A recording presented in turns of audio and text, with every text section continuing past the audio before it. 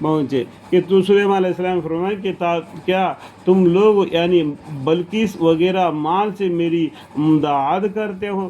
سو سمجھ رکھو کہ اللہ نے جو کچھ مجھ کو دے رکھا ہے وہ اس سے کہیں بہتر ہے جو تم کو دے رکھا ہے۔ ہاں تم ہی اپنے اس بحریہ پر اتراتے ہوگے، سو یہ تحفے ہم نہ لیں گے، تم ان کو لے کر ان لوگوں کے پاس لوٹ جاؤ، سو ہم ان پر ایسے فوجیں بھیجیں گے کہ ان لوگوں سے ان کا زور مقابلہ نہ ہو سکے گا۔ سلیمان علیہ السلام نے کہہ دیا، ٹھیک ہے، اور ہم ان کو وہاں سے ذلیل کر کے نکال دیں گے اور ہمیشہ کے لیے وہ ماتحت ہو جائیں گے۔ سلیمان علیہ السلام کو وہی سے ایک قصہ تیر وغیرہ کے ذریعہ سے اس کا چلنا معلوم ہوا، تو انہوں نے فرمایا کہ اے اہل دربار، تم میں کوئی ایسا ہے جو اس بلقیس کا تخت قبل اس کے وہ لوگ میرے پاس مدیہ ہو کر آوے، حاضری کر دے۔ تو بلقیس نے کیا کیا، سلیمان علیہ السلام سے مل کر بات کرنے کے لیے روانہ ہو گئی۔ یہ ہمارے پیغمبر یہ سلیمان علیہ السلام کو اس کا خبر ملی وہی سے، یا ان کے کوئی پرندے نے کوئی جواب ان کو بتلایا ہوگا، تو کسی بھی طریقے سے وہ ان کے طرف آنا معلوم ہو گیا۔ تو انہوں نے سلیمان علیہ السلام نے اپنے درباریوں سے کہے کیا کوئی تو کیا وہ میرے پاس آنے سے پہلے اس کے پاس ایک تخت ہے جس پر وہ بیٹھ کر بادشاہت کرتے ہیں، بڑی قیمت والا ہے۔ جیسا کہ آپ کو سمجھنے کے لیے بولتا ہوں کہ دلی میں یہ کیا ہے، شاہ جہان کا یہ کرسی تھا، مور کا شکل کا، سونے اور چاندی سے بنا ہوا، اس کو انگریزوں نے لے کے گئے۔ تو اس طریقے سے وہ بھی ایک بڑا قیمت والا تخت پر بیٹھ کر بادشاہت کرتی تھی۔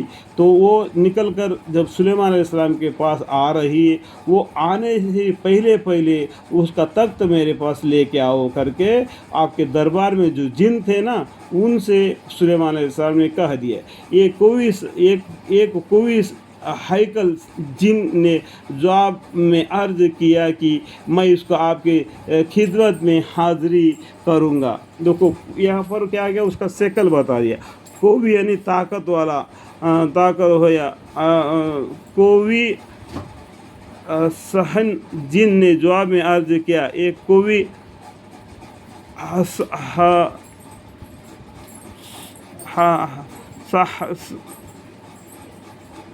کوئی ہیکل کا مطلب کیا معلوم ہے، ایک درخت ہوتا ہے، دیکھو سیدھا کو چڑھے جاتا ہے، اس طریقے سے، ٹھیک ہے، کہ عرض کیا کہ میں اس کو آپ کی خدمت میں حاضری کروں گا قبل اس کے کہ آپ اپنے عاجز سے اٹھے، اور گوا وہ بہت ہی بھاری ہی، مگر میں اس کو لانے پر طاقت رکھتا ہوں، اور وہ بڑا قیمت مرصع جو احراز سے ہے، مگر ایماندار بھی ہوں، جس کے پاس کتاب کا علم تھا۔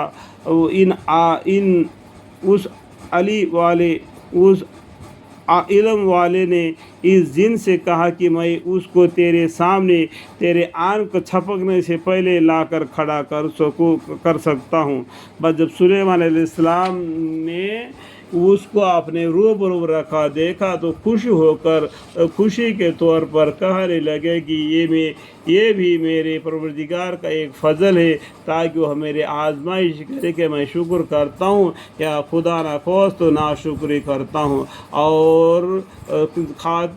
اور ظاہری ہے کہ جو شخص شکر کرتا ہے وہ اپنی ہی نفع کے لیے شکر کرتا ہے، اللہ تعالیٰ کو کوئی نفع نہیں ہے۔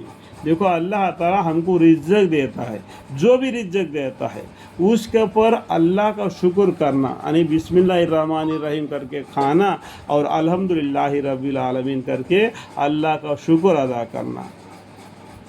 اگر جو شکر ادا کر دے گا تو تم کو اور بھی زیادہ اللہ تعالیٰ دے گا۔ اگر تم ناشکری کرے گا تو اللہ بے نیاز ہے، سربتا صفا ہے، تم کی شکریہ کی اس کی ضروری نہیں ہے، ٹھیک ہے۔ اگر تم لوگ پورا دنیا والے سب مل کر بھی یہ بات کو ٹھان لے کہ ہم اللہ کی عبادت نہ کریں گے تو اللہ کا ایک بال بھی باقی نہیں ہوگا۔ نقصان کس کا ہوگا؟ تمہارا ہوگا، کیونکہ اللہ خالق ہے، ہم کون ہیں؟ بندے ہیں. کل قیامت کے دن اللہ کے سامنے پیش ہونا پڑے گا، حساب کتاب دینا پڑے گا. اس ٹائم پر سزا اور جزا سمجھ میں آئے گا. اس لیے جو بھی ملتا ہے اس پر صبر کر دینا، صبر کر دینا. صبر سے بڑھ کر کوئی نہیں. اس کے بعد میں نماز پڑھنا، نماز اور صبر سے اپنا زندگی بسر کرنا. اللہ تعالیٰ ہمارے آپ کو سمجھنے کی توفیق عطا فرمائے. وآخر دعوانا ان الحمد للہ رب العالمین.